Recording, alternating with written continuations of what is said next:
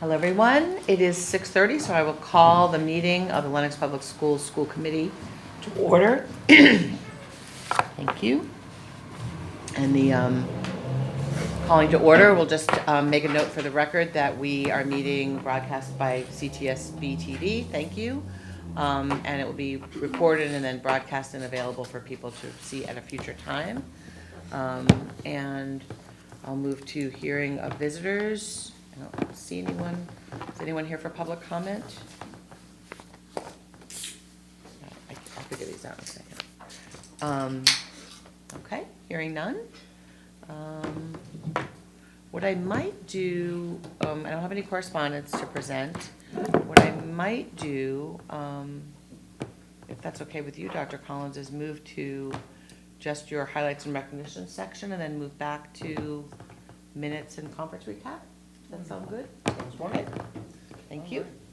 So, one of the best parts of my job is recognizing deserving students. And so we have with us tonight Jenny Collins, senior, who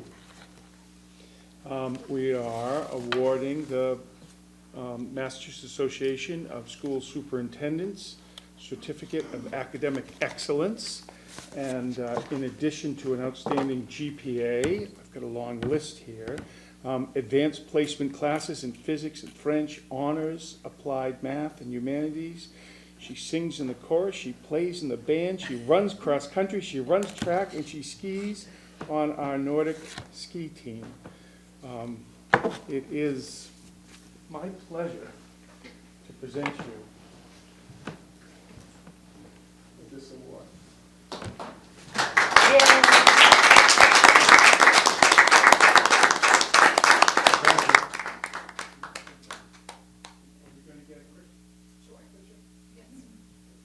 Congratulations. Thank you. Thank you.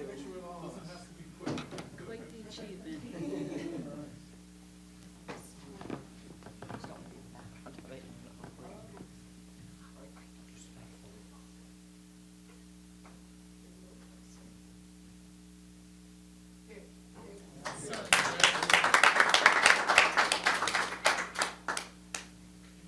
Be careful with that cord, Dr. Collins.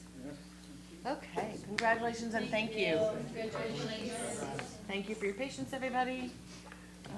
And do you want to go ahead and do the John and Abigail Adams scholarships, and then we'll go back to board report? Does that work? Yes, that does. Or do you need a minute? Nope. Good. So, we have the following students are recipients of the John and Abigail Adams Scholarship. We have James, let's see, we have Robert Addleton, Hannah Alsdorf, Ben Ames, Arjun Baver, Ian Bridges, Sean Chestone, Jenny Collins, who was just here,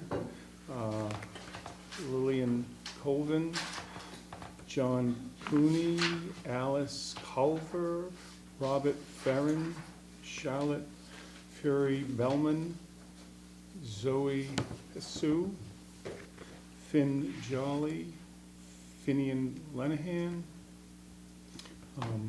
Juan Marique, Cormac Matthews, Tegan Maximilian, Regan Soares Paradise, Christopher Soul, Graham Thompson, Catherine Thompson, Holland Tuck, Connor Westlake, Yavuz, thank you, Yildiz, and Chloe Young, all recipients of the John and Abigail Adams Scholarship. Congratulations to all of them. So that grants them, Dr. Collins, that grants them tuition to any Massachusetts State College. Any state college or university. Yes, it does. Wonderful. Yeah, Thank you. very well. Okay, and I will move back to the board report. Oh, did you have something else? I'm so I sorry. just got a couple other things I wanted to. Oh, yeah, okay, throw- perfect. Yep.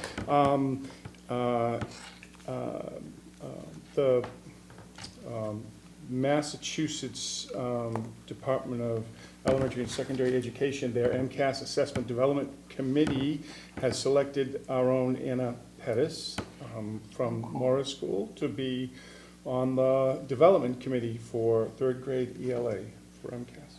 Oh, that's awesome. It is, Wonderful, very thank awesome, you. yeah. I also wanted to note, Principal Kelly arranged the Veterans Wave Parade, which there was a nice article in the Berkshire Eagle on that, honoring the veterans, and even though it was a little bit of a wet day, it was still very festive. All the work for all the people that went into the fall festival with Shakespeare and Company it was wonderful, and there's still one more opportunity for folks to see that, and I think that is on Friday at 8:30, correct? Correct. Yep, and then everyone who was involved in the countywide PD, we were happy to partner with Burke 12 and be one of the hosts for that. And then we'll just resume back to you when we have our presentations on MCAS data. Does that work? Perfect, yes. Okay, perfect, thank you. So, going back to the board report, we have a review of the meeting minutes from October 23rd, 2023. I will entertain a motion to approve and/or any comments or discussions about the minutes. I'll make a motion to approve the minutes from October 23rd. Second? Thank you. Any comments or corrections? All those in favor? Aye. Okay, great, thank you. So, first I will say, in addition to leading into our agenda item, which is about the MASC conference, and it's the joint MASC conference and Mass Association of School Committees, and the conference for the Mass Associations of Superintendents. For those of us out in TV land, these are our professional associations, and annually they host a joint conference, and it gives leadership of superintendents and school committees an opportunity to learn together.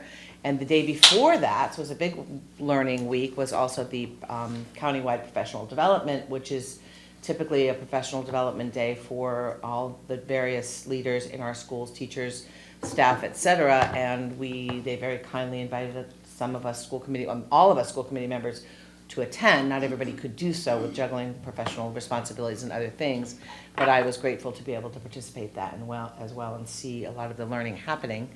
So I'm grateful to the Lenox School, our Lenox School Committee and our budget to be able to afford opportunity for some of us to go to this training. There's 3 days of learning about education, and I'm going to call upon all of our members to give a quick recap about what they learned. And I also just want to say that I think in heading to the conference, I was thinking to myself, when it comes to school committees, we're elected from our community to help lead our schools, and it's unique in the sense that often school committee members don't have any very specific knowledge or training about what it's like to actually run a school. Sometimes you have school committee members like Dr. Vaughn, Bob Vaughn, who's been in academia for his whole career, but other times people who are coming and bringing expertise from other areas. So the opportunity to go and really learn deeply about how to run a school is something that I think is really important, and I really do appreciate the opportunity to attend this conference with a lot of robust learning. There was too much to do, actually. So I'm going to let my members, jump in in whatever order you want, and tell them a little recap. Do you want to go, Kim? Yeah, so over the 3 days at the conference, they offered many panels, and we had the choice to attend whichever panels that we wanted to, which piqued our interest. One of the days I attended the charting the course, which is a requirement for the new school committee members. But a couple of the other panels that I attended was, one was on policy, which was very helpful for me. The other one was wellness supporting the whole child. And another one I attended was Communities Divided and How to Deal with Some Polarizing Issues Within Your Community. I attended a panel called Supporting Equity, and it was with school committee members, superintendents, and student council members, which was particularly touching to me. And it was kind of the Chelsea School District's model of, including and equity. That was really interesting. And I also attended Assessing the Quality of Our Athletic Programs, and that was very helpful too, to understand, the athletic programs, but also how to assess it, what can we do better, what's going good. That was very interesting to me as well. My key takeaways from all of these was communication, open, honest communication, consistency with our policies, and also if your school district's policies, they need to align with your school's mission and your culture. You can have all the policies you want, you can have everything in writing, but if it's not aligning with your mission and your culture, then we have work to do. So that was one of my key takeaways. Also, your school's mission and culture, support and trust amongst your school committee, your administration, and your staff. Those are three key components to have everybody kind of on board, supporting, trusting, in order to move forward in a positive way. And then I really liked, in the Chelsea School District, it was almost like I was given permission to, or to be able to use, if some people, equity kind of makes them nervous, and equity, inclusion, diversity is like a thing, or sometimes people get nervous about that. And they gave me permission to use the word belonging. And when you're talking to other people and they're asking you, what's all this equity stuff in the schools or whatever, they said, you know what, when you're having that conversation, just use the word belonging. If people are uncomfortable with equity, use belonging, because all students should feel belong. Everybody should feel belong in their school district. And that kind of touched me. And also, the last thing,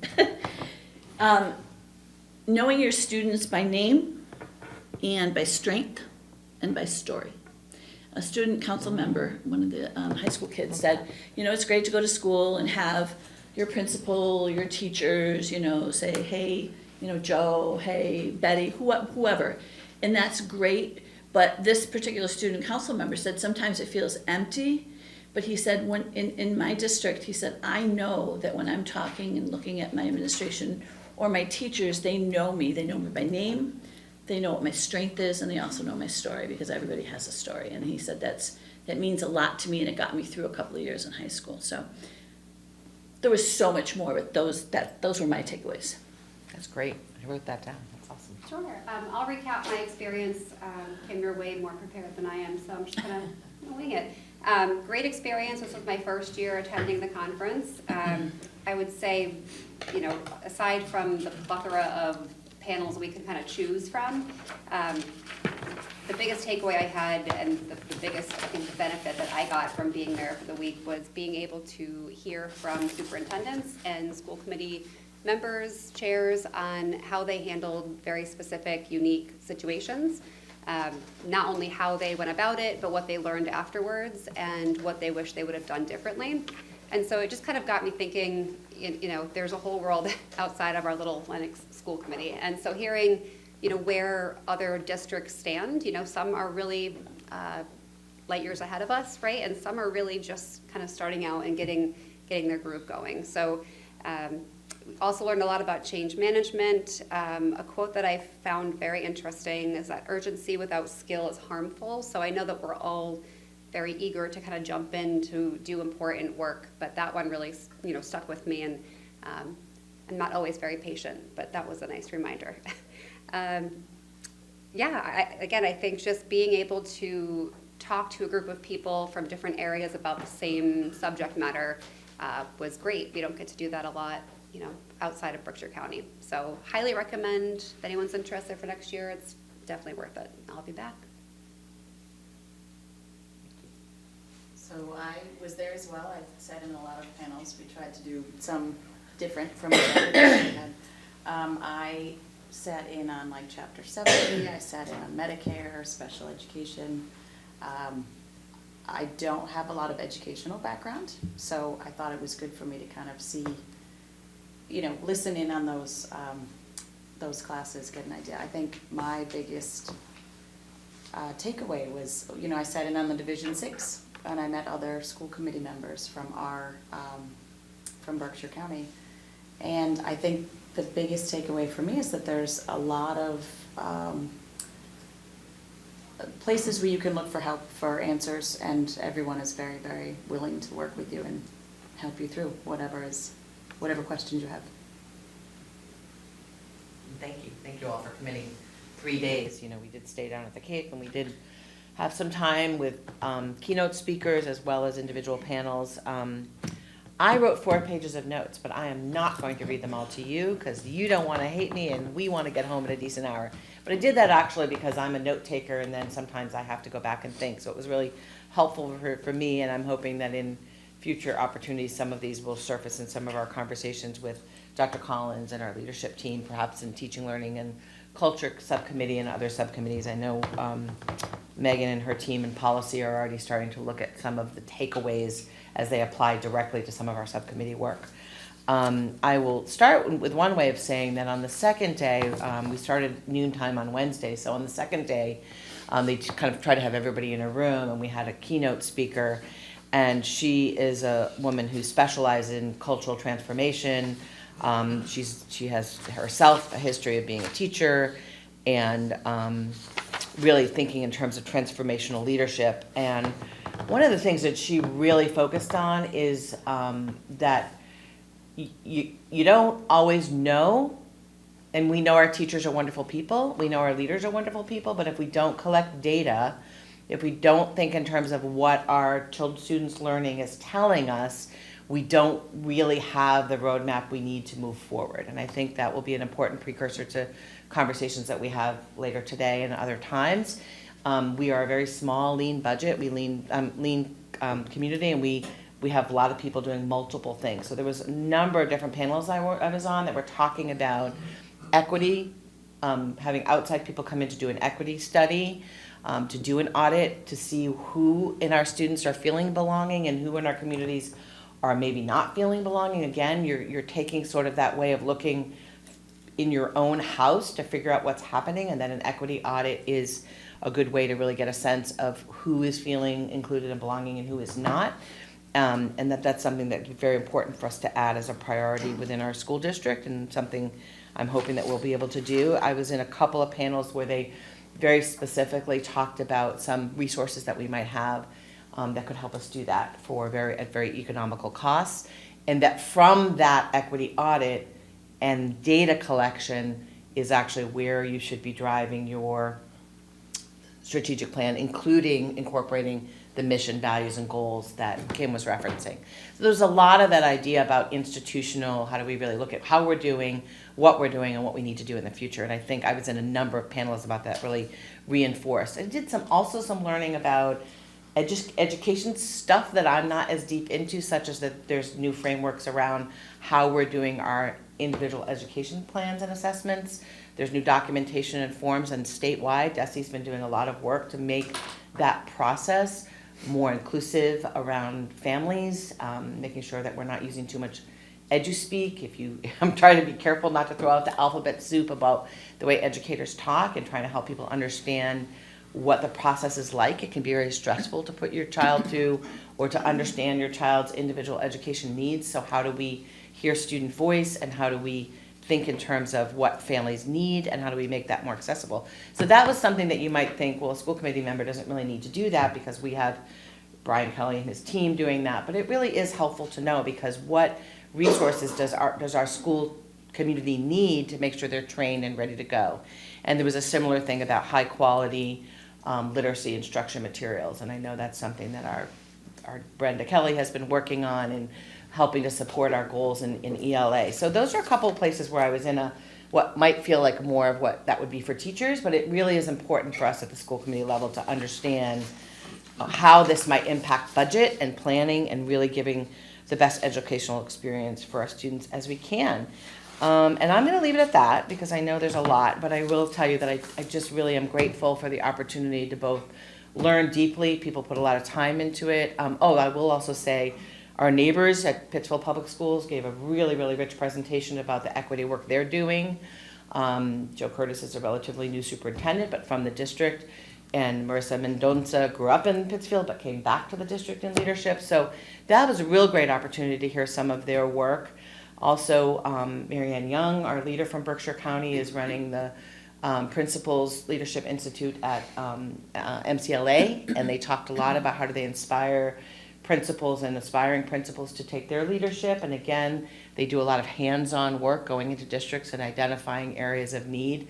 So that felt like a proud Berkshire moment to be there seeing what our neighbors are doing, as well as hearing from people from all over parts of the state. So I'll keep my notes for subcommittee and future work. And again, thank you. I really appreciate the opportunity to do this kind of learning, and it was great. Thank you. Thank you for being there, doing the superintendent part. We were in some sessions together, which was also great. Yeah, agreed. All right. So we have both principals with us for the MCAS data presentations, and we're going to start with Morris Elementary. Principal Kelly. Ron, I think those handouts are for me. Oh, I apologize. They were on the end and we weren't sure they were. Thank you. You can go to the next slide. Okay. So first of all, I love the beach. So I used the beach theme because I figured before we started with the MCAS data, I do a little MCAS one-on-one and how the state comes up with the accountability data. So I chose the beach theme. First, you'll hear me speak tonight about achievement. And basically, achievement is just what it states. It's how we're doing, how our students are achieving each year on the MCAS test.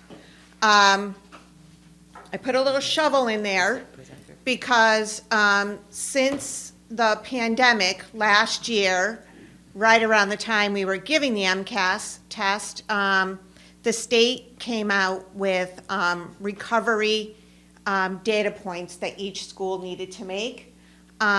So there were two different paths that you can go on, depending on where you fell pre-pandemic. Pre-pandemic is the year 2019. So the first recovery path, and excuse me, I don't know it all by heart, was the recovery path. And that was if your scaled score in 2019 was higher than 2022. So, because you'll see in my presentation, we have some recovery path and we have some path forward. So in 2019, our scores were higher than in 2022. Then there was the path forward, which was in 2022, our scores were higher than in 2019. So based on where you fell, I'll save that for my next slide, but they gave you a quartile, and I'll explain that on my next slide. So then we have achievement recovery targets. Then there's student growth, and what student growth is each student is compared with other students similar to their demographics, across statewide. So each student has student growth data that they're supposed to be achieving as well. Then it's simple student participation. You get points if everybody takes the MCAS test. And lastly, attendance. We are given accountability points based on student attendance. That is a little MCAS 101. I figured I'd go over it before we went into the Great. data. Yeah, thank you. Okay. So this is where Morris fell for our recovery path. We were given 4 years based on our 2019 and compared to our 2022 scores to improve our science, to be back to before the pandemic. We were given 2 years for our math and 1 year for our ELA. Next slide. So here we are in our ELA. Our students, all students, we met already our recovery path target. We met that target, what they gave us. And basically, we needed to be within about 4 points of where we scored in 2019. Our lowest performing students, now, I'm not sure how they figured this out, because in 2019, Lenox Public Schools didn't have a subgroup for lowest performing. You have to have 20 students in that category to, for it to count. That's why you don't see, like EL and students with disabilities, we just don't have enough students to count. So our lowest performing, we met our recovery target. In our high needs and our low income, we were actually on the path forward, because since 2019, we've actually been doing better with our MCAS. So it was great news for us. We met our targets already that the state assigned us back in March as we were taking the test. And here is our math. Again, we were given 2 years to bring our students back up to where they needed to be before the pandemic, and we met that target. Same with our lowest performing. In our high needs and low income, we've exceeded the target. And I have to say that ESSER money, with the support of the superintendents who I've worked for over the past 3 years, have been very supportive about investing in like intervention programs. We have purchased a few intervention programs to help students who are struggling in certain areas of math. So I credit that and our phenomenal teachers. So we're right on track where we need to be for math. Next slide, please. And in science, we exceeded our target already. So we were given 4 years, and our new science program is working wonders. We've implemented that in 2nd and 3rd grade, and then in a few short weeks, I'll be asking for some financial assistance to bring it down to kindergarten and 1st grade. I also just want to mention back with math,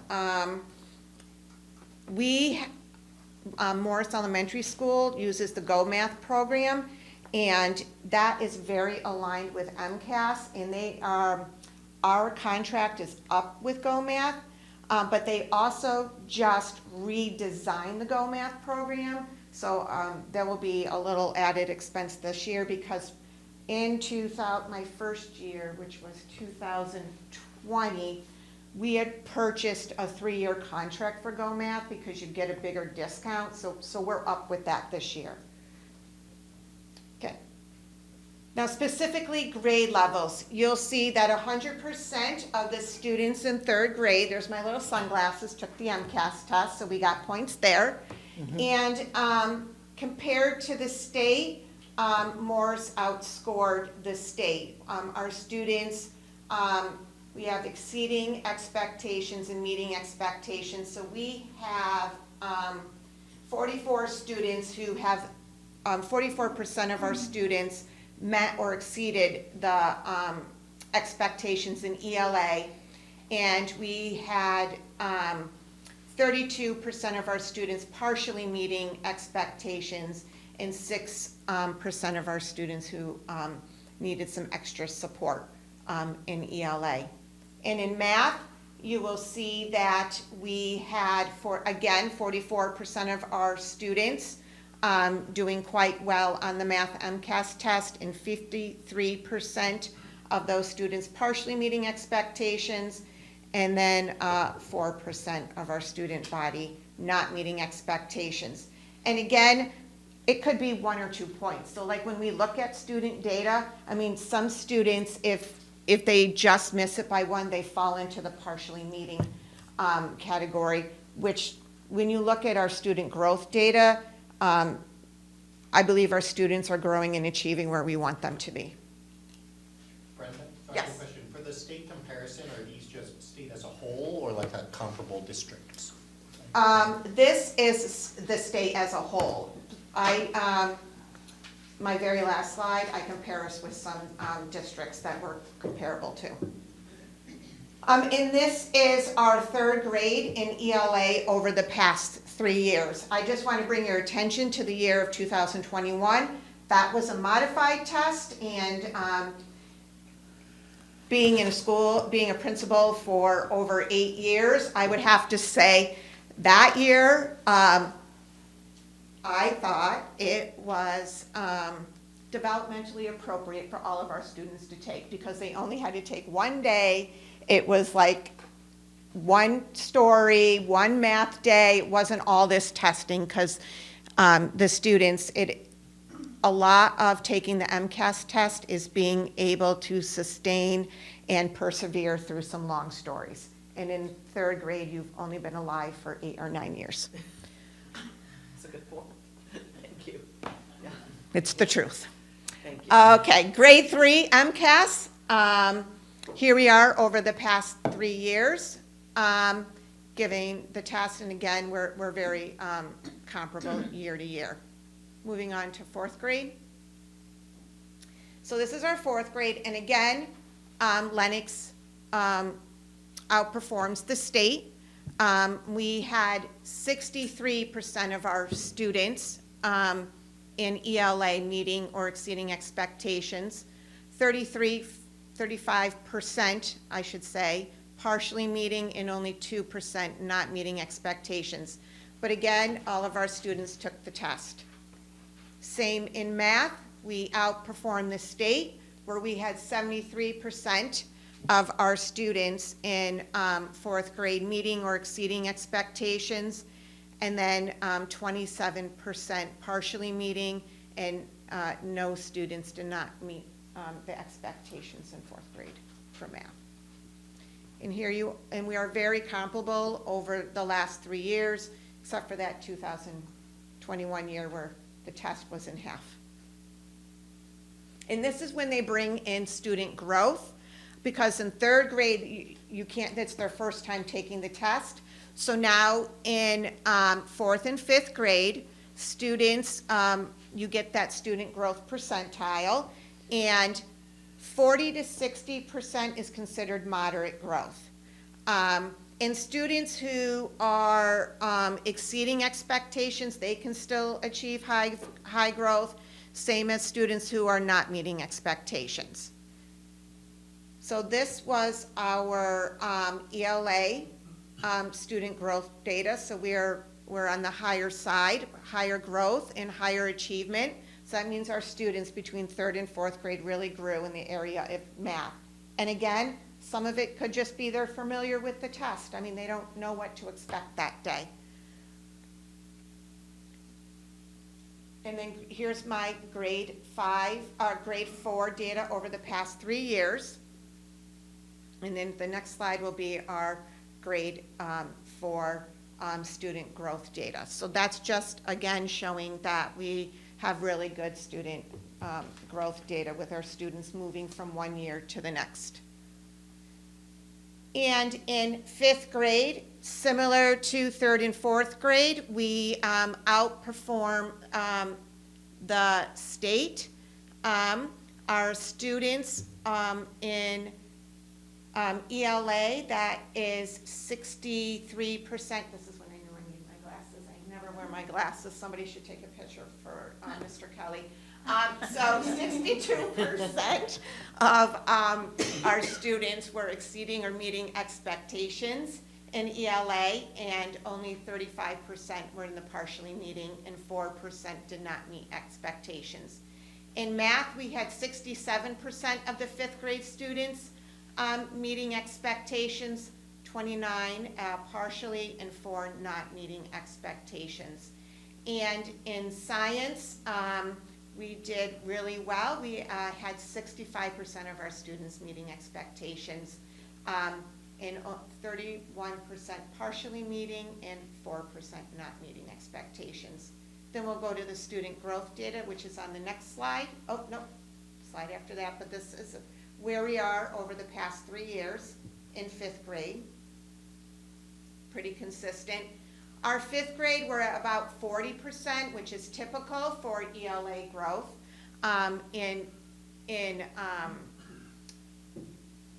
in English language arts, they're at 40%. So they're still growing, they're higher achieving, but where we're seeing a little bit of probably not as much growth as we want is, let's say I took the test last year and I scored like a 500, maybe it's 504, so they're just not growing as much, but we have a plan in place to address those issues.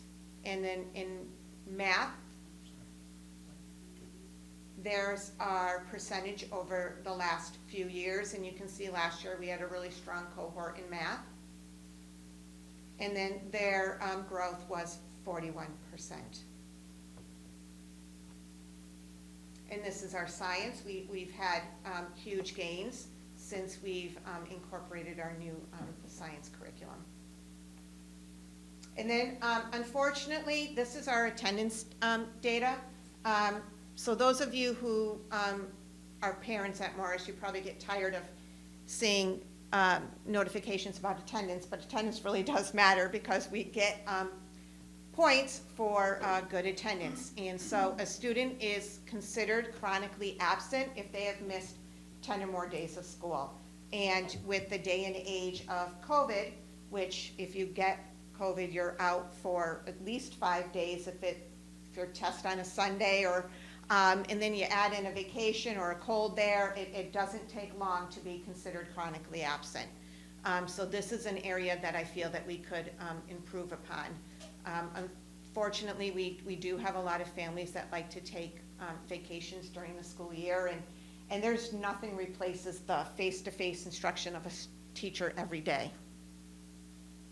And then, Sorry, on yes. attendance, do we have a sense of what it was pre-COVID? Is this just the way Lenox families take vacations, or is something changed? No, pre-COVID, you received some points for attendance, maybe not in all the categories. Sorry, I mean, in terms of what Lenox's data was, have Lenox families just always taken vacations, or has something? I only know what worse? I know for the past 3 years, and we have quite a few vacations. Well, my first year, nobody really took a vacation because it was the pandemic, but then after that, we do see a lot of people who take a vacation during the school year. If I made Commissioner Riley had addressed everyone at the conference and spoke about attendance and how in Massachusetts for last year, 1 out of every 4 students was chronically absent, which is 10% of the school days. 18 days out makes you chronically absent. And so DESE is going to reformulate the way they calculate and give points so that attendance has a greater weight, because the feeling is that if we can have students, if we can get back to a point where we have students sitting in front of teachers on a regular basis, some of the other issues getting us back, us being the whole state, back to pre-COVID achievement, back on track, will take care of itself if we can get more, if we can have fewer students chronically absent. And are we using, is this a 10-day or an 18-day? I'm Should be- sorry, it was 18-day. I So it's misspoke. 10%. Thank you. 10%. 10%, 18 days. Yeah. And so, I get a list of those students, actually. They'll send me a list come January, February-ish of the students who are on the path of being chronically absent. And, Yeah. and maybe it would be all right if, 18 is what gets you on the threshold, but there are a number of students that have far more than 18 days. 18 Right. days classifies you as chronically absent, but there were students that have, over double that.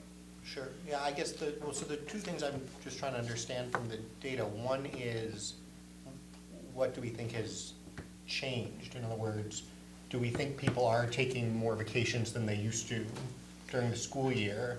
Or do we think it's more COVID diagnoses? Or That's- do we think we have a think it's a combination if you're really just wanting my opinion. I do think once coming out of the pandemic and people could travel, you know, I'm an educator, and let me tell you, it's cost me an arm and a leg to go away in February, but I need it for my mental health, so I do it. But some people who can just take a vacation, it's probably more affordable. Like, it's a whole bigger industry thing out there. The commissioner went on to say, and this is the really shocking part, is that for the states that collect data, Massachusetts is the best, with 1 out of 4 students being chronically absent. We are still the best in the nation. I mean, have the fewest chronically absent students. So it is, DESE's looked at this and they've determined that statewide, it's a result of COVID, because the data prior to COVID is drastically different than the data after COVID. Got it. And so then my second question is just, what is the connection between this and achievement? Because we just saw we're back to pre-COVID achievement on everything, I think. And so that would suggest that the higher absentee rate at least does not have any relationship to the test results at the end of the day. Is that right or the wrong way of thinking about it? I think that if we had fewer chronically absent students, so our goal isn't just to get back to 2019. We're trying to make up for all that time that was missed during COVID, where our achievement would have continued to trend up. So what's really happened is there was a bit of a dip, and we've come back to our pre-COVID achievement. However, our aspiration is to get to a point where we are back on track to where we would have been pre-COVID had we continued to trend upward. Can I ask a follow-up to that? Does, and I apologize, there's a lot of charts and sometimes I'm not the best at this, but if you're reviewing the data, do you have any correlation between, you can see the students who have higher absentee, and you can see their growth data individually as opposed to as an aggregate, right? Yeah. So are you seeing connection between absenteeism and individual achievement rate as opposed to us looking at the whole school as one? Is that an appropriate question? So if you look at the second low down, Yeah, because that's where sometimes, I'm sorry. I don't know No, it's what's- fine, but the lowest performing, right, students Yeah. have a 30.4, right there, have a 30.4% are chronically absent. Okay, gotcha, Right. so there, yeah. Which is a change from the Yeah. previous year of 26.1%. Okay, gotcha, all right. And you can also see our high need students, 31.8%, and our low income students, 32.4%. And then one other thing, we mentioned two reasons for chronic absenteeism. I know it's not the only reasons, but one, days out for COVID, the other is travel. I just want to throw out there that certainly in a lot of the learning is sometimes, I don't know how much it happens at Morris School, but sometimes absenteeism can be as a result of something else, like. I was just gonna say that we have students in the winter who sometimes don't make it to school due to travel issues. Or, I guess the question I also have Or is about if absentee their of kids. parents have to work, or their parent has a doctor's appointment and can't be there, it's easier just to keep your child out of school than, because they don't have somebody to be there when that child gets home. Yeah, and again, you're looking at Morris School, like elementary, but I know it's in the middle of high school, sometimes kids are out because of other reasons that they Right. don't want to go to school. Right. You don't see that as much at Morris School, I assume, No, there's some family situations, but mostly. probably not to the extent that you're speaking to. Brenda, just one last question on before move on. Is there any value in taking a deeper dive into some of those particular instances you're talking about, so that we're able to parse out the students who are perhaps absent for longer stretches of time versus ones that are out for 1 or 2 days but on a chronic basis? or I do for that. travel, for sickness. Right, so, For, family reasons. Would examining that data in any way help you in terms of how you would structure? I- the data? I do, so like every quarter, like there are some families who are getting attendance letters right now from me, so we can sit down, if need be, to talk about what we need to do going forward if their child is struggling in some sort of manner. Yeah. And both the commissioner, the Massachusetts Commissioner of Education and the Massachusetts Secretary of Education are in lockstep with having chronic absenteeism be the thing that they're putting the bullseye on moving forward. There's going to be commercials, they're really gonna try to heighten public's awareness of this. And so one of the things that the principals and I are doing is that, just what you said, delving in to take a deeper dive to see exactly where we're at. Because we recognize that if a family has the wherewithal to take their children to see the Sistine Chapel or the Colosseum, there's sort of great historic things, there's a real value in that, we recognize that, right? But the state says to us, we don't care, absence is absence, right?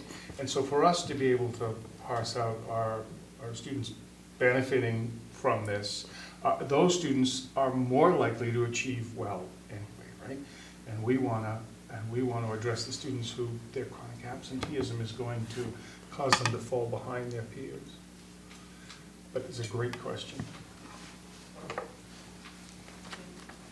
So moving forward, here's a couple screenshots I thought were important with our local data that was literally just released. Under relationships, in fourth grade, 100% of the students said, my teachers care about me as a person.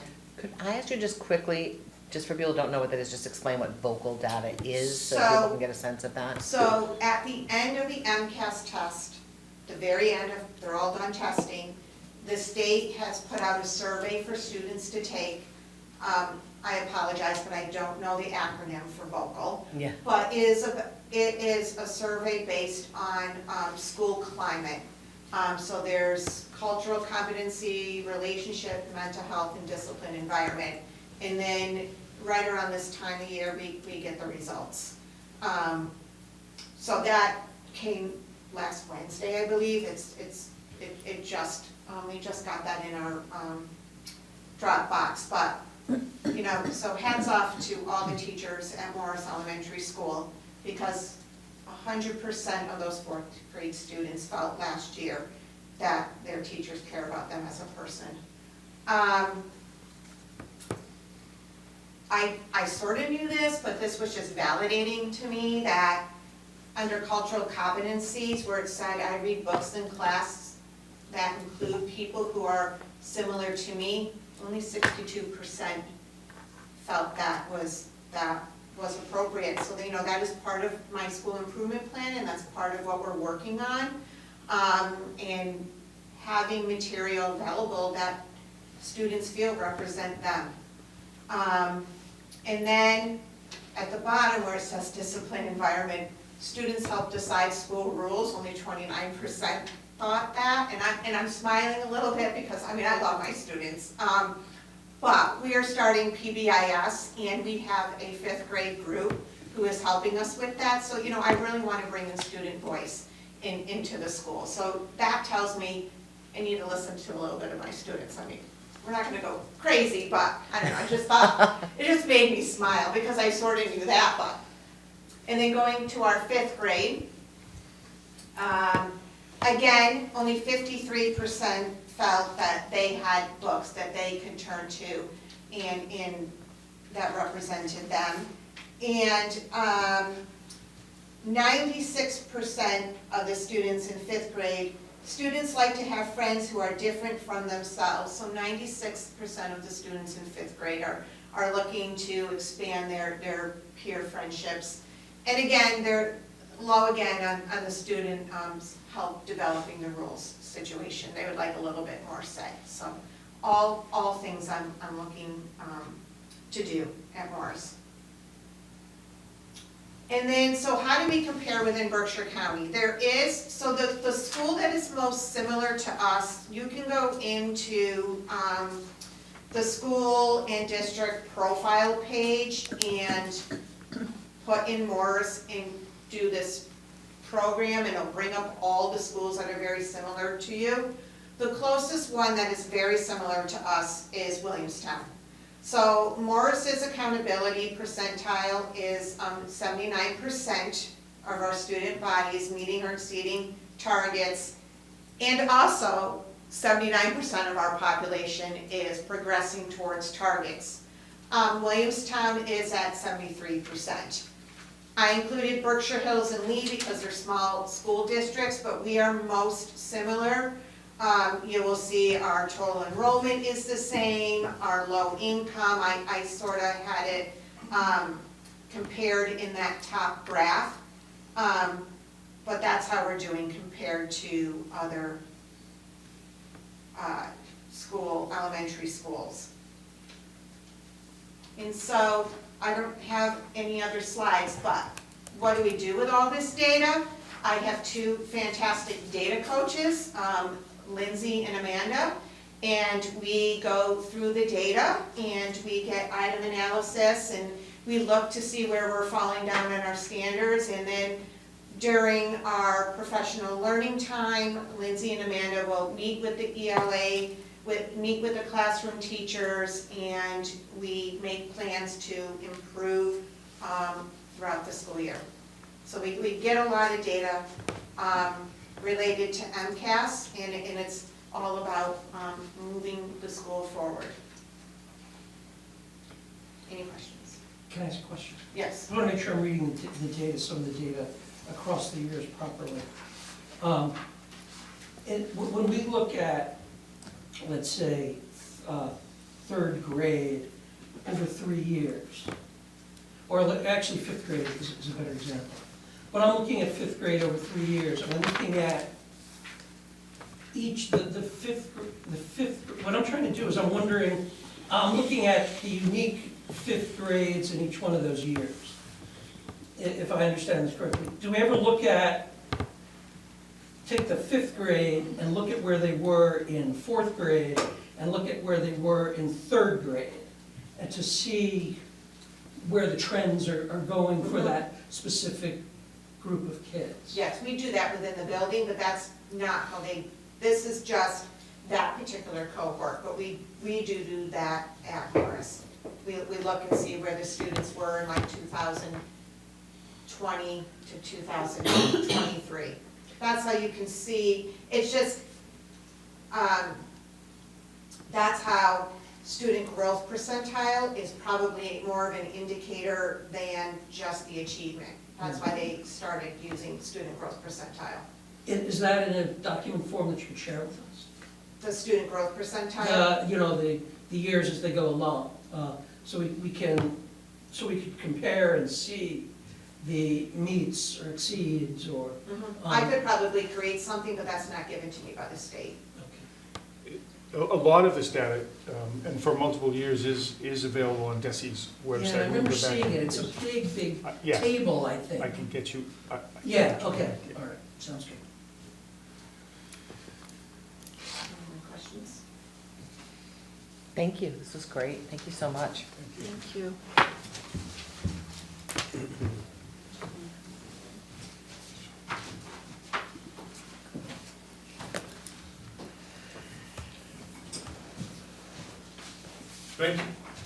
Hi there. So I think it's interesting that Principal Kelly ended comparison of our neighbors, and I started with that, for one reason or another. But so the is there any way I can get just these slides are so difficult to see. Everything is Yeah, so let me small. see here. Are you looking at? Just one slide. is not- You Yeah, can just zoom in, Bill, if you click on those three, up there. yeah, thank you. Okay, thanks. So we have, we started with our accountability percentile, which I've compared to some of our neighbors. And truth be told, I didn't choose schools that are necessarily comparable to us as Principal Kelly did. I just picked names that you're gonna recognize and that we know from the county. But our 91% accountability percentile does compare nicely to Mount Greylock's 85, Monuments 53, PHS is 25, I believe 69. If, I'd like to thank Mr. Cote, who lent me his laser pointer for this reason.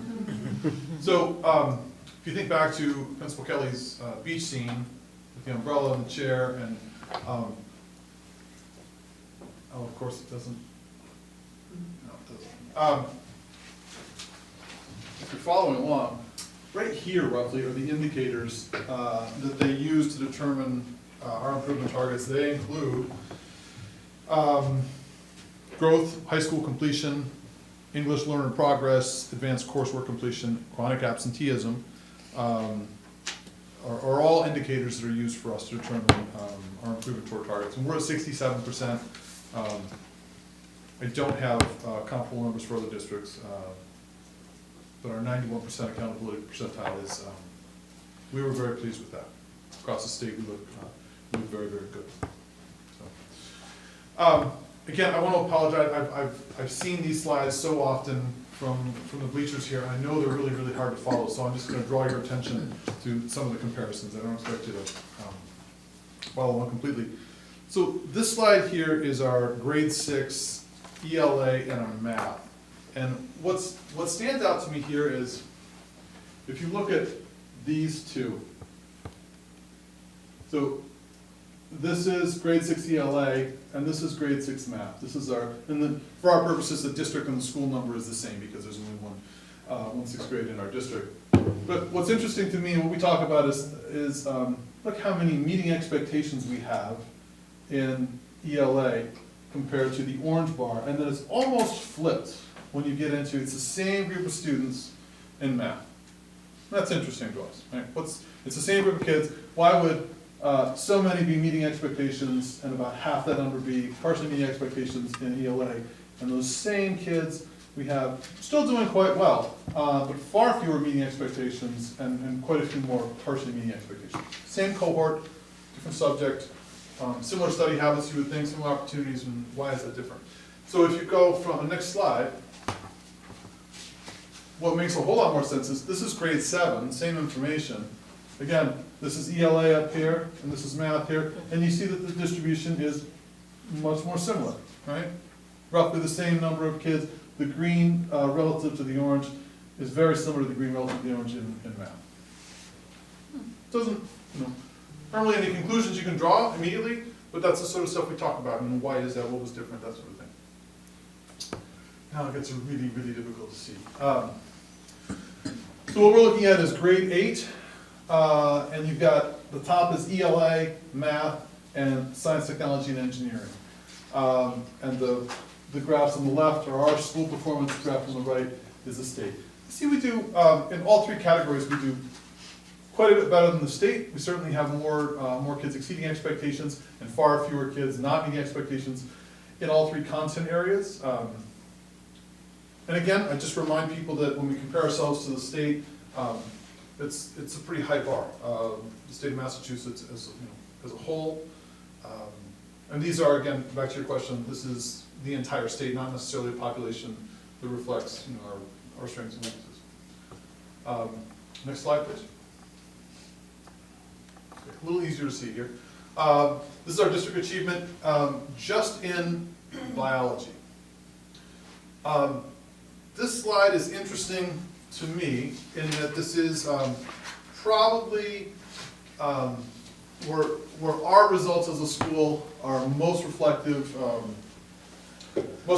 the state's. What it doesn't show is, this is 2022 and 23. This number down here, it says that 45 of our students took this, and what that means is you're going to see, don't change yet, but you're going to see different numbers for 10th grade science, technology, and engineering, and they look a little bit better.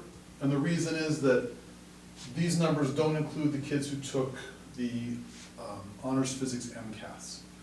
These are kids who in 9th grade take instead of taking biology, they take physics, and they then take the MCAS exam for physics.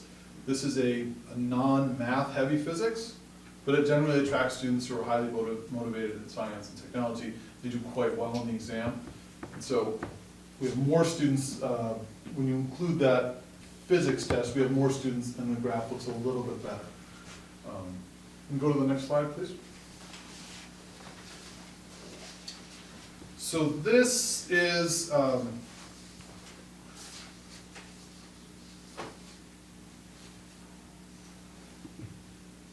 is not the right slide. We tried to change this out at the last minute, I apologize. That's all right, go back to it. This slide really shows us nothing, I apologize, this is just the state data. Doesn't show us how our kids did. So if you want to know how the state as a whole did in grade 10, that's a great slide. I apologize, I switched it out at the last minute, and it sounds like maybe I didn't link it right.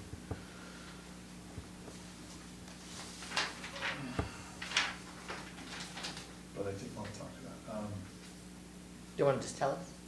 No, no, Okay. sorry, thank you. That's okay.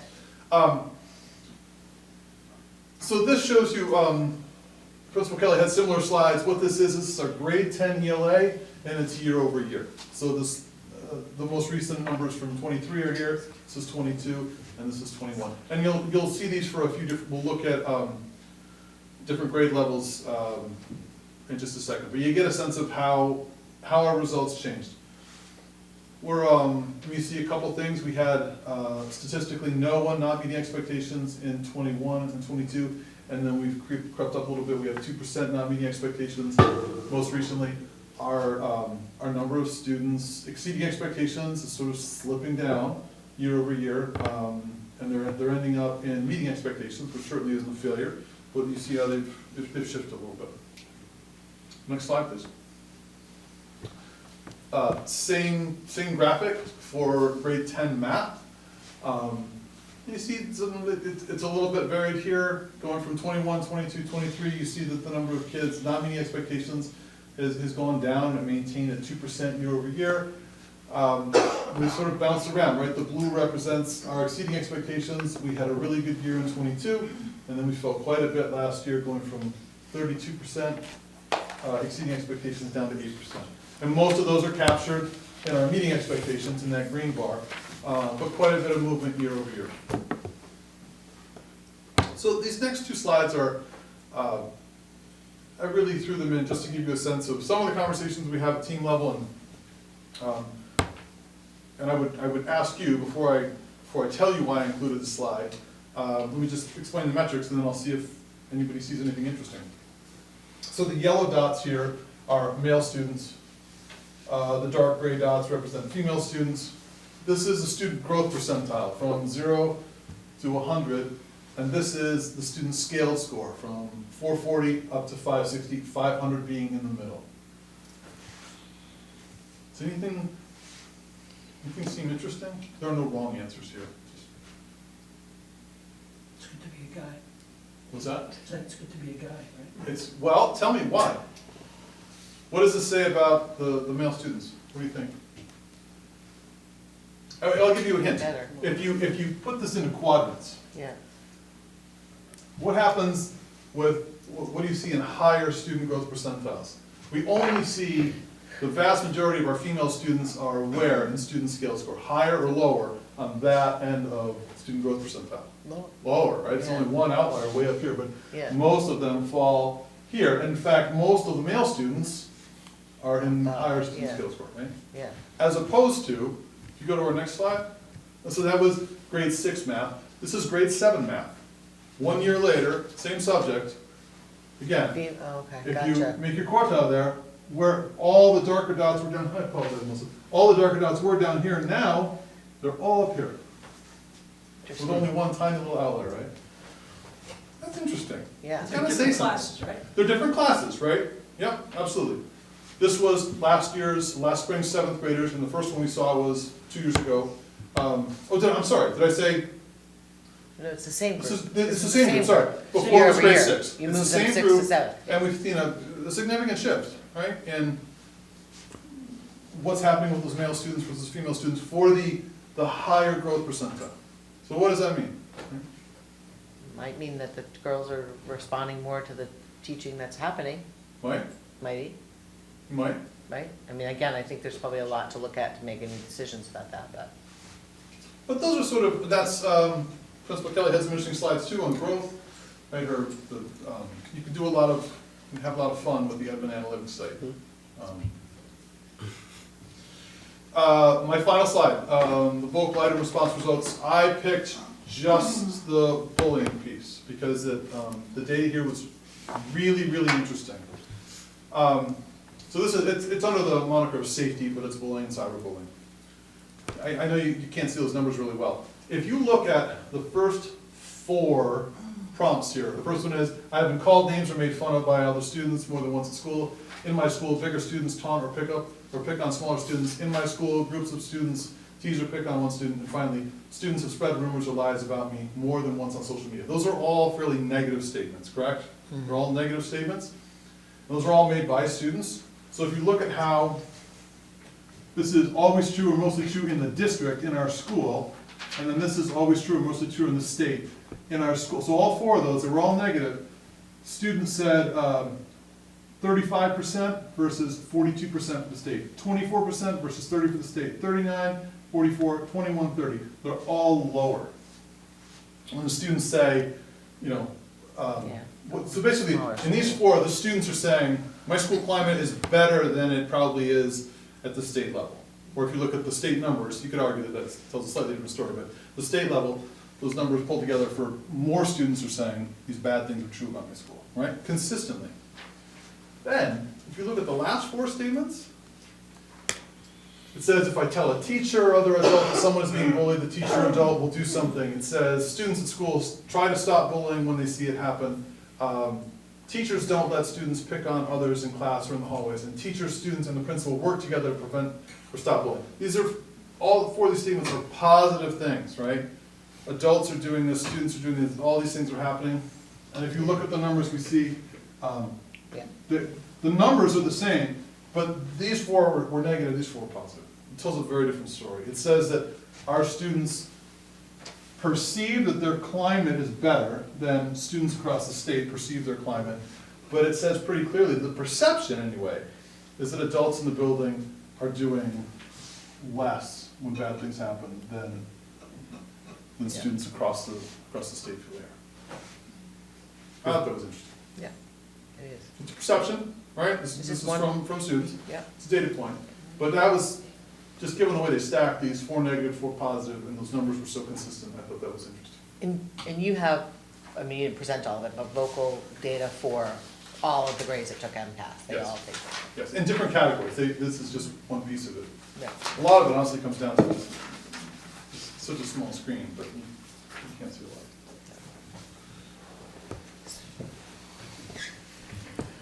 Okay.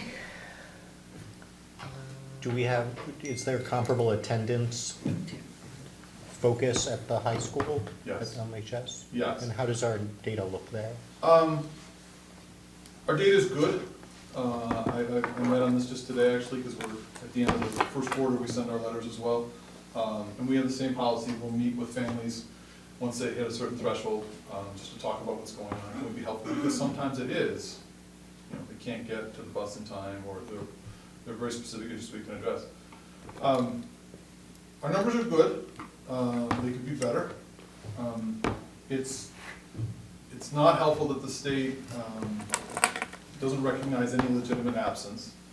You know, if your child is visiting Brown and they miss school, it doesn't matter. It's still an absence, and it hits toward their absenteeism. To your question, Lauren, about what happened with the data leading up to COVID, if you look at the school and district profiles on DESI's homepage, you can pull up student attendance is under the student section. You just click the back arrow, and it'll take you back and back and back. Morris has an interesting story. Ours is similar. Our data's a little bit better. I feel pretty good about our data compared to other schools in the region. But it's definitely something. It's one of my goals for this year in conjunction with Dr. Collins and what he's brought us from the state. It's a process. But yes, it'll be, it will have more weight in our accountability data moving forward, is what we've been told. So similarly. Question, just it's more opinion than anything, but when I think about middle high school attendance, I also think about students engaged in activities, particularly sports. And if they miss school, sometimes they're not allowed to play or participate in sports, right? Correct. I'm just throwing out, I don't know if that Yeah. matters, but I know sometimes student engagement, certainly in the middle high school, is an important factor. They have something in addition to school they have to be there for. Yeah, and sometimes those something I think about. It's just, those you tie know. together nicely. It's, if you're involved in an activity, you know you have to be at school by the end of first period to play or compete. That's part of why we're trying to get more and more kids. We have all these programs, we want to see more and more participation, because once you're involved, you have so many reasons to make good decisions in the halls, on the athletic fields, on stage, and get to school. Is attendance a manual job? I mean, you're self-reporting, and how much time in the day does it take someone in the morning to correlate that data and then report it? This is what work Nicole Patella does in the front office. She does a fantastic job for us. Power School, that part of Power School is similar to Redeker, similar to other, any student information management system. Teachers, in high school, it's a little bit different in middle school and high school, because you have what's called period attendance, and then you also have daily attendance. And so there may be consequences. For example, if you've missed, 23 periods of biology, there'll be consequences for that class. You may lose credit, you may have to complete a project for credit recovery. But you were in school all those days, you just didn't get to school until, fourth period, so you missed biology and algebra and whatever. The way it normally works is, first period teachers take attendance, second period teachers take attendance, and I believe in our system, second period is what flags for daily attendance. So that's when we have our roster of who's in the building, who's in school, and who's not. And then that changes throughout the day, because we have students arriving and departing every period. Is that automated? Not the student, no, students come, they sign out, and then there's someone in the office that enters them in Power School as departing, and the same when they arrive to the building. But I mean, like the first period attendance, second period attendance, is that data, is that? Yes, is it- individual classroom teachers take attendance. And it's all That data. feeds the central It's all system, data. yep. I just have one other question, if I may. Sure. On that sixth grade slide, where the ELA and the math Mhm. were flipped, is there any value in looking at that year, that group, or I don't know what the right word is, those specific kids, what they were doing in fifth grade? Right. Does and if that the- tell you anything? Is that indicative of anything? Well, yes and no. She's saying they did not do so well. It's a cohort, is a term we use. That the Cohort. I was gonna say yeah. cohort, but. Yeah, yeah, it's I a don't know if cohort. the word I'm looking We do look at that. You can fall into this pattern though, where you're looking for sort of anecdotal evidence. You might hear somebody say, oh yeah, but that was the same thing last year, and you find a weak data point that sort of supports that, instead of really looking at, what was happening, right? What was happening in the classroom, and we are a small district and we are a small school, so it is reasonable sometimes to allow yourself to think that, because of a teacher change, or because of a shift in resources, we're using this new textbook. Something like that can have a pretty significant impact when your sample size is 60 kids. So changes like that can be really significant. Thank you. Anything else? Good? Good? All right, thanks guys. Thank you. Thanks very much. Okay. Thanks again, those are great.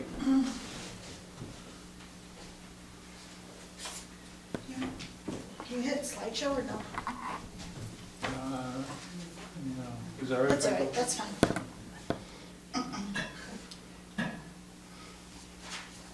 So now we're on to the good stuff. Wait a minute. Wow. So this is just a capital projects overview for you, and as you're aware, each year the town appropriates capital funding for the school district and other departments within the town. And they've been very generous. This past year for '23, they appropriated $400,000. It's usually in the ballpark between $370,000 and $400,000 a year. And the last year or two, our focus areas have been building security, network infrastructure, the grounds and fields, that's ongoing every year, and building maintenance. And we try to look at each school and disperse the funding appropriately so that every building gets what they need at a certain time. So for building security, both schools, you'll see it on the next slide as well, the entrances were updated with fobs and cameras and airphone. And airphone is where someone in the main office can talk to someone who's outside of the building. We've added security cameras and radios. There's a repeater. I don't think it's installed yet at Morris, but the purchase order has been completed, so we're just waiting on supply most likely. The technology network infrastructure, that's all switches, devices, cabling, storage array, which is it's a server for, that holds our documents and files, and that was done this past summer, so we're in good shape there. The grounds and fields, we replaced the tractor at Morris. It came with, we added a leaf blower to the back, or bag, the bag. We're going to be putting a new playground structure in the spring of 2024. That probably, the estimates on cost there is $180 to $225. Is that the preschool section? Preschool? Back Oh. of the, back of the. The back playground. Preschool was just done not too long ago. Back playgrounds in need. Yes. Preschool? No, the back plane. Oh, the back one.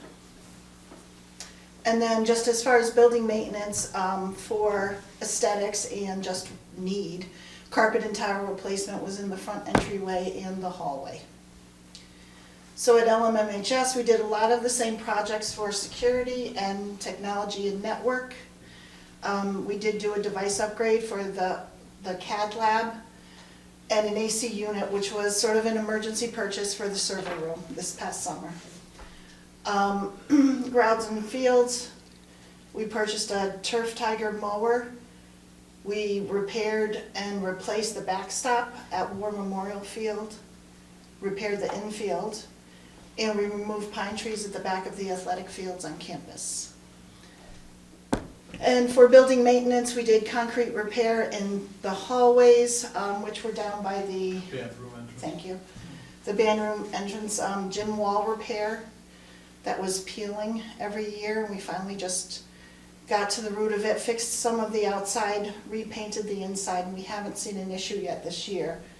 That it's been 4 months.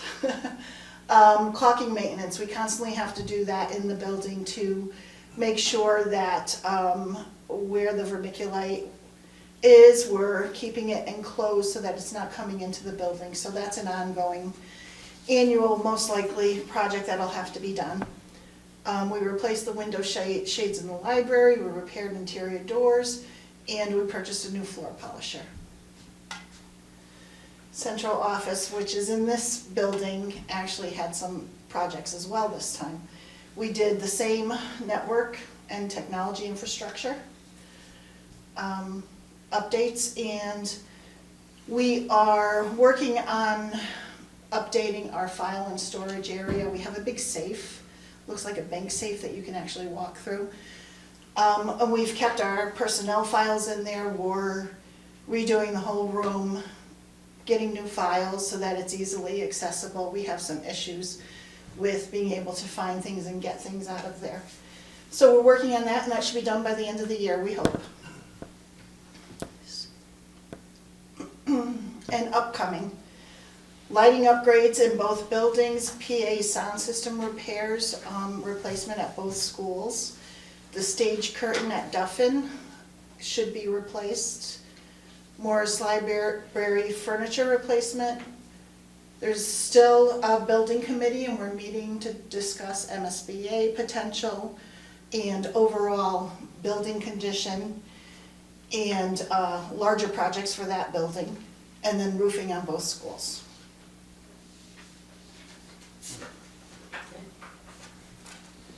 Any questions? Should I just stay here? Thank you. Great, thank you. So if it is okay, what we've done next is folded in the staffing projections with the budget forecast and discussion. Oh, so we're going to the 25 budget? Yes. Okay. Oh.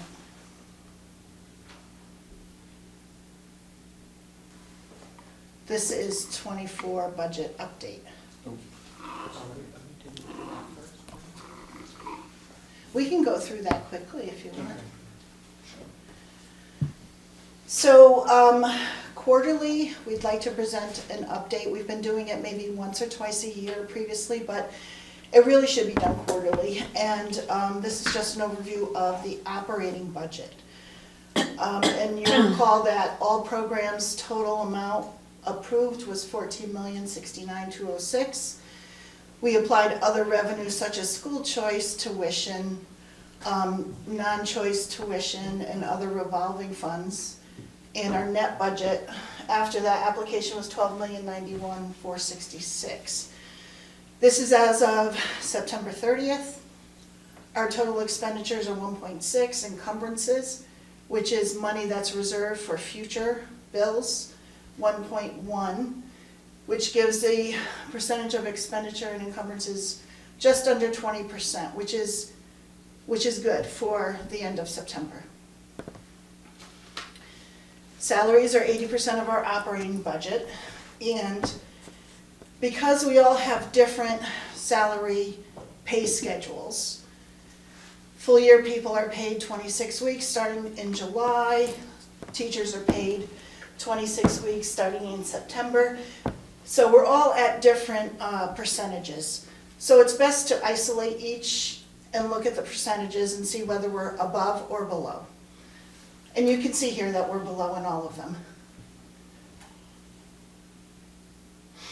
Morris Elementary, the total encumbered in expenditures is 12%, which is, again, good shape.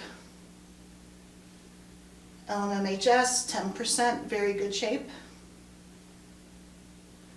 Student services, this is the one area that we do have an overage. If you look at the italicized out of district services, you can see that we're 380% over. But we have a plan, and it's very important that we do. So the reason that we're over is partly because the state moved to a new grant system. They've been delayed with getting grant approvals done. So we had to encumber the funds knowing that we had this expenditure coming up. We are moving some of the overage to the grants that are now approved. We've got an excess in our transportation account for out-of-district students. We'll use that to reduce the overage. And we had $20,000 in reserve set aside to cover any unknown or higher than expected expenditures. So the total funding that we can apply to this overage is $196, which puts us back into alignment with our budgeted number. And then technology, admin, and operations, all in the 40s, but year-round operations, much is purchased in the beginning of the year for subscriptions and supplies. So that's typical. So all in all, we're in good shape.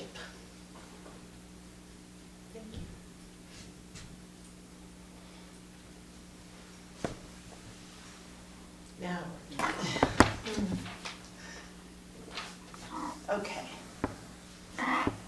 This is what we're calling the draft budget. And we followed the same format as last year. We're looking at level service.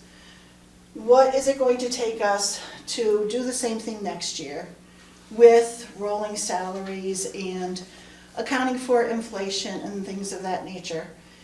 And what we're looking at is, there's our FY24 numbers. FY25 is the middle column there. We're looking at 611,000 increase, 4.3% year over year. With the application of receipts, level with last year, we're looking at 5.06%. And what this plan includes is, as I said, column movements, professional development, increases in student services, special ed costs, and holds the curriculum-based field trips level. Similar to last year, we want to also present an added service, added value plan.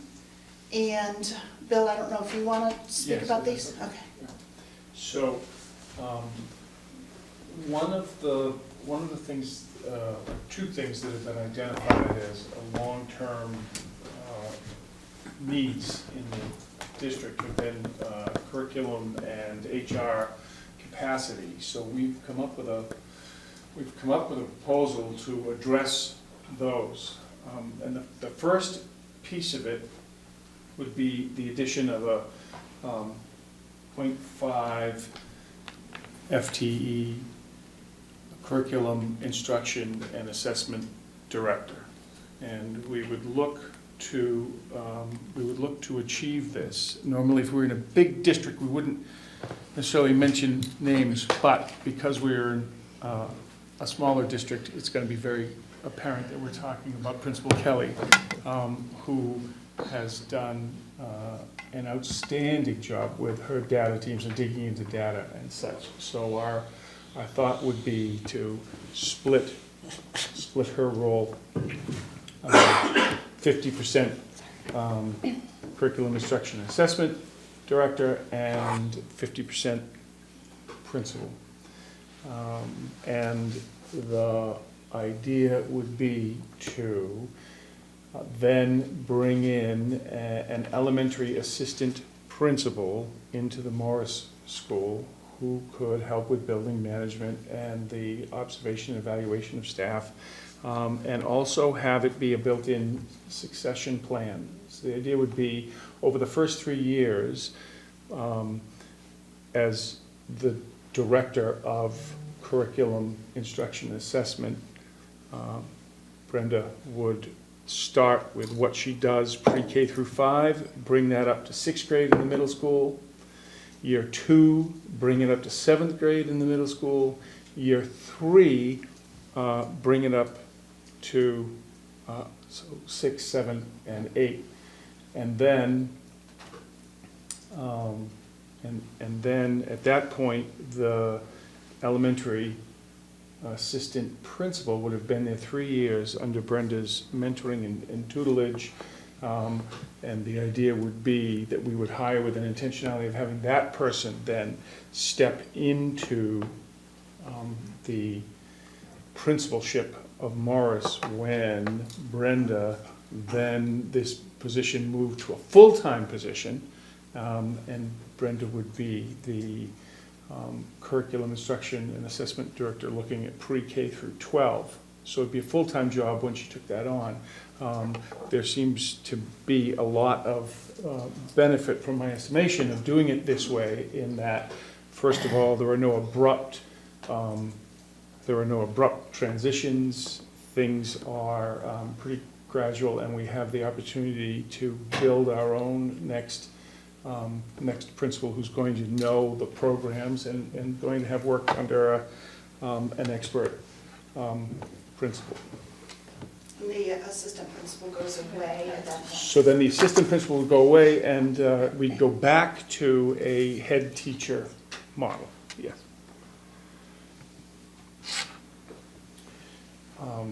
So the second half of this is the human resources piece. And in order for our human resources department as such, which is Melissa and her assistant, Sue Hanson, in order for them to be able to take on more of the human resources role and to be the point people for all of our staff, to have Melissa and Sue be the point people for onboarding and all of the benefits, insurance, all of that, we need to be able to take something off of their current plate. And right now, in conversation with Melissa, that would be a district facilities coordinator, someone who would coordinate with both schools' facilities and be the person to oversee both of those head custodians and their folks, and be able to coordinate purchasing for cost savings and be able to prioritize tasks, and as Melissa just showed you, capital projects and stuff. They'd be able to do that. And this would, and having a person who could do all that work would open up us to be able to have a full HR functions and tasks that we currently don't have.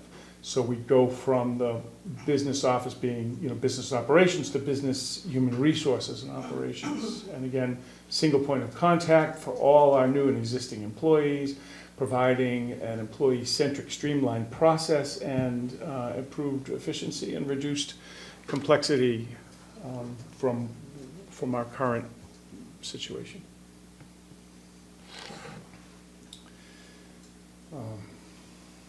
Then, right now with ESSER funds, you'll recall that during the pandemic, ESSER money was given to all of the public schools in the country. And currently, at the elementary school, we have a 0.2 FTE is funded with ESSER, and at the secondary school, 0.8 is funded with ESSER, the equivalent of one position. So we would be looking to continue that service, and we'd be looking to pick that up. So the ESSER goes away. I say it goes away.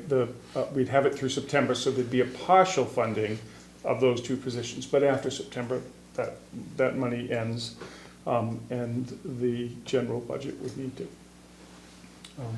take that over. But we have seen benefit in having school adjustment counselors at each school. And we'd also look to maintain the daily building substitute positions at each school, so a permanent sub, and that is currently funded in full by ESSER. But that gives us some consistency to have a person who we can call on and know very well their skill level. They get to know the school and the students. There's some real advantages to having a permanent building substitute position. And I don't think that, it's very rare that a day goes by that we don't need a sub, so their dance card would always be full. And back to you, Melissa. Okay, so then this brings us to the added service budget, which would be all the programs less the receipts, giving us a net budget. And the last line there shows the difference between the level service budget and this added service budget. So the difference in dollars is $260,516, which is a 1.77 increase over the level service amount. That includes all of the positions that were noted in the previous slides, the movement of money from ESSER to operating. For the school adjustment counselors, that was about $56,000. For the subs, it was about $55,000. And then for the assistant principal, half of the curriculum director, And facilities coordinator was about 149. So that's how that breaks out. So that makes the total net budget at this point, and I have to stress, it's early, this very early in the project, in the process, these numbers are fluid at this point, is 7.21%.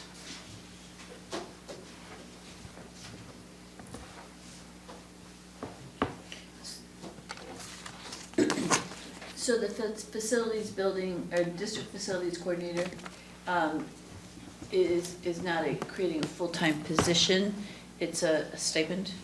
Okay. Yes, yes. I we didn't know if that was clear to everybody, Sorry. that this would Yes. not Thank be, you for pointing the that out. facilities, the district facilities coordinator is not a new position, it's a stipend. Okay. I It is a just wanted stipend, to- and by doing it that way, making it a coordinator position, someone that oversees the projects in both buildings, we're not adding benefits Right. to the mix. We're adding a salary stipend, but with some adjustment in hours of other custodians that work the evening shift, maybe having them come in a little earlier, leave a little earlier. We think that we can operate the coordinator position fairly well with that support. Yeah, the only new position, I should have been more clear, the only new position would be the assistant principal. Right, I just wanted to make sure that that was out there, yeah. Thank you. Anybody have questions? Any questions? Oh, sorry. No, that's your presentation. I just didn't want to move on without making sure everybody had a chance to. And Melissa, this is before the budget process that has come up from the building, so we would expect some additional requests. Yes, we have not met with department heads. We haven't met with principals, the technology director, special student services director. We have not done those meetings yet. They do all have their budgets at this point, and they have roughly 2 to 3 weeks to work on it, and then we'll meet and discuss and kind of mold from there. So the 159 figure that you gave us is the, for all of what was just discussed, correct? The 149. Or 150, I thought you said The one- 159. It's 260 total for all. Okay, so the 159 is the, The 149 is the principal, assistant principal, .5 curriculum, okay, and the facilities Facilities, okay. coordinator. okay. What's added and what is the difference is the school adjustment counselors moving from ESSER Okay. into operating, and the building subs moving from ESSER into operating. And do we have any sense about benefits yet at this point? I'm estimating right now about 5% increase. It's early, I think that's high. I don't think it'll get there. But that's where I'll start. They'll vote again in January, and then we'll know.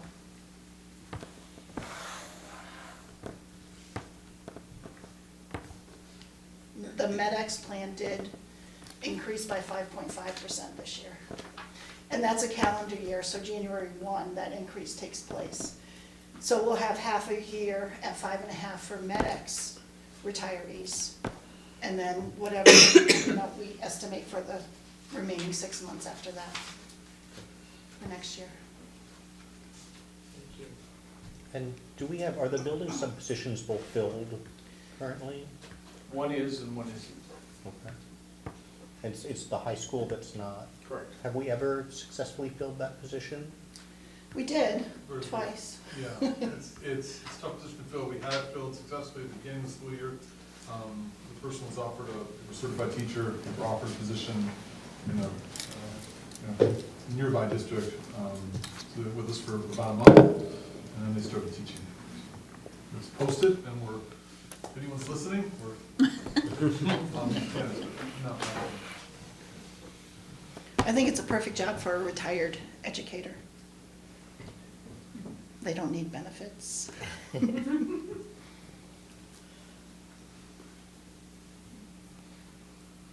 Thank you. Okay, thank you. Thank you.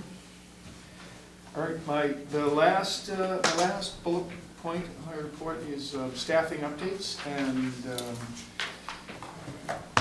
there is at the middle high school, there's a new administrative assistant to the principal, Katie Holt.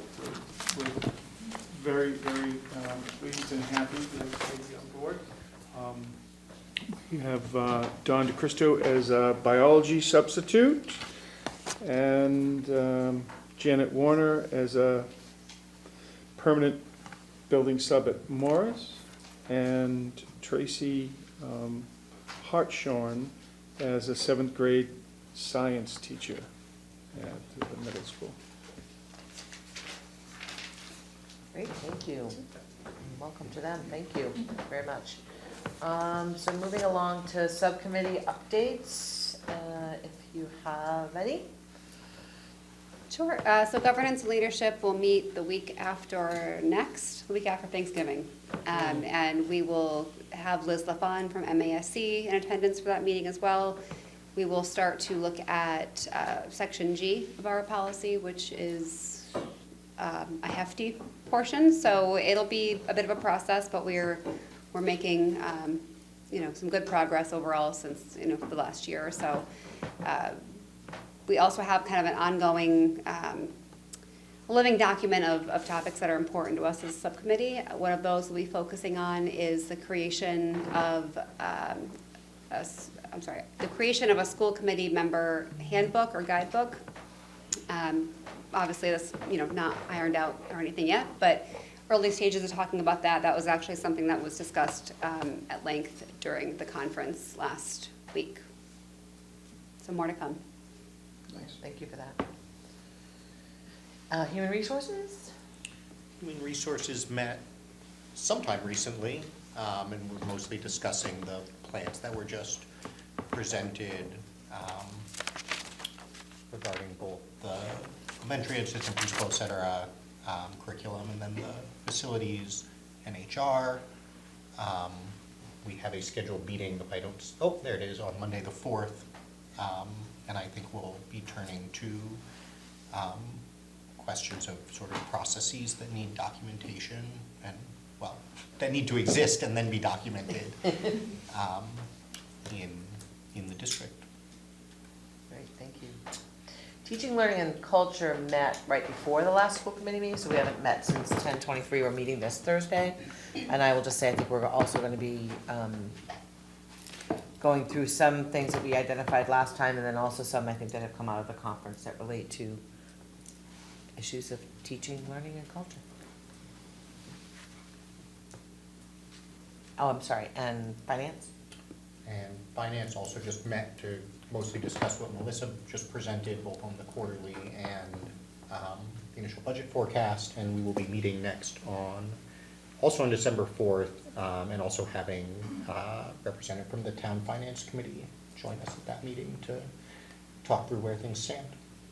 Okay, and did we book that meeting? Did you say We that? confirmed the date, and now I just have to send back the calendar. Okay, perfect. I think I have that. Okay, thank you. And then, school building. School building met on Wednesday. There's no information on the SOI. What they're gonna start to do is get bids or solicitations for some of the existing conditions that were in a report. And then lastly, gonna look at what are potential feasible assessments to do under the current capital improvement plans. And the next meeting is in, I think the first or second week of December. Great, thank you. Anything else? I think that comes to the end of our agenda. I had two quick status questions. One was just, I saw the message go out about the survey to students. Is that in the field? What is the timeline for collecting? So we were hoping to collect all of the data by Friday. That didn't happen, so we're leaving it open a little bit longer with a helpful nudge from the principal. And then also in terms of a school committee retreat or other workshop type meeting, Still working on the presenters and the agenda for that. I think we've got a meeting, I think we're trying to come up with a time to have a conversation about it on Wednesday. I don't have dates yet because I've been working on the agenda. Are we gonna be submitting Focus will be- items for that agenda? The focus that I'm planning for that is to work on the issues of mission, vision, goals, and priorities that both seem to really come from a lot of the conversations we've been having, both in this meeting and in several of our development things that happen at the conference, and something we've talked about before, and part of which have been requested. So the goal will be to have some facilitated discussions about mission, vision, goals, and priorities that we can work on to guide us and guide some of our other policies that are gonna be coming through as well. Are we going to have an opportunity to present in this type of forum, individual concerns or directions or issues that we feel the school committee should focus on? Goals and priorities would typically, I think, fall into that, as well as mission and values, right? I think all of it will be an opportunity for all of us to speak to issues that we want to address, so yeah. Okay. Yeah, I mean, So- it's not a, so- I'm gonna deliver something to you, it's gonna be, we're all gonna get together and talk about it. So I would think all of those things would fall under it. Great, so then prior to the meeting, we could submit issues that we feel could impact mission and goals. I mean, prior to or during, Or I to guess be you could included do in the whatever. agenda? I think the purpose, if I may, Ronnie, I think Yeah. the purpose of the workshop is just that, is to have a conversation with the group, an open conversation. So Yeah. we could put it on the agenda, but I mean, this is really the purpose, is to let everyone's voice be heard and speak openly. Yeah, and I think the issue sometimes about sharing is whether or not we fall into the area of deliberation. So if it's, we put it on the agenda, and again, I'll be getting back to you. I will have to send an email for scheduling, because it's not currently on our schedule. So as soon as I have a reasonable series of dates, I will send them out. And then once we schedule, we'll send the agenda. And it will be for purposes of conversation that includes all of those things you just mentioned. and you mentioned presenters, are you envisioning other outside presenters? I am, yes, I'm envisioning having, haven't quite completely fleshed it out, but having the ability to have a facilitator so that we can talk a little bit about the issues of vision and goals, et cetera. Okay, just to clarify, sort of facilitator versus presenter, those are two very different things in my mind. You're thinking of facilitator, Yeah, exactly. but not other separate presenters as well. I'm not sure the difference of what you're talking about, and I'm still fleshing it out, so, Okay. I would voice a very strong preference for not having outside presenters providing content of their own at this workshop, as we had that at both of the first two, and I think there's a lot for us to cover amongst ourselves. I think facilitator is Yeah. the word. There's no, as far as I understand, there's no plan on bringing in somebody else to deliver messaging to us. The purpose is really to have a facilitator to allow us all equal, speaking time and kind of facilitate the conversation and make sure that it's running smoothly. That's how I understand it. Yeah. That's how I And I think sometimes to also think about how mission, vision, goals also drives other things, but not in a way that it's coming outward, but more about getting us to process and think about that, to cull ideas and bring them together, exactly. Yep. Cool. All right, so if we don't have anything else, I'll entertain a motion to adjourn. I'll make a motion to adjourn. I'll second. All those in favor? Aye. Thank you all. Thank you for the great presentations.